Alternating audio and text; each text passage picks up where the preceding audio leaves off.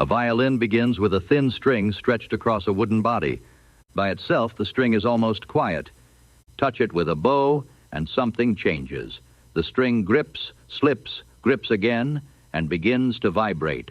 The sound is not yet the rich voice of a violin.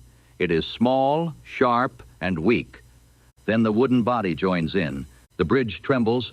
The top plate moves. The air inside the violin vibrates, and a thin string becomes a singing instrument. The first secret is friction. A violin bow is coated with rosin, a sticky material made from tree resin. When the bow moves across the string first sticks to the bow hair. It is pulled sideways. Then the restoring force in the stretched string becomes too strong, and the string slips back. This happens again and again, many times each second. Stick, slip, stick, slip. That repeated motion drives the string into vibration. But the vibration of the string is not a single simple motion. A violin string vibrates in many patterns at once. The whole string can move as one long wave. Half of it can vibrate while the other half mirrors it. Thirds, fourths, and smaller divisions can vibrate too. These are harmonics.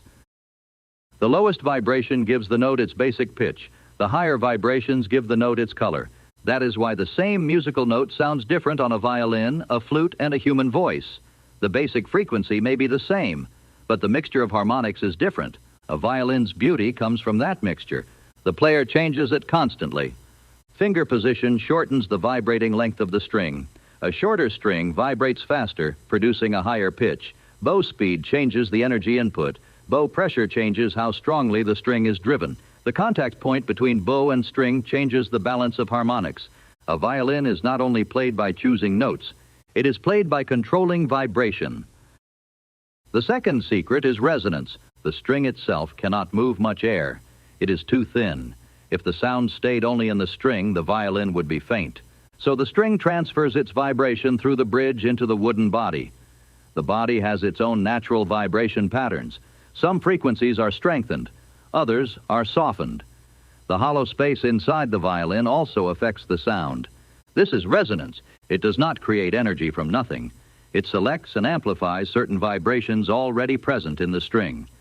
That is why the shape and material of the violin matter. The curved wooden plates, the hollow chamber, the bridge, the sound post, and the F-holes all help shape the final sound.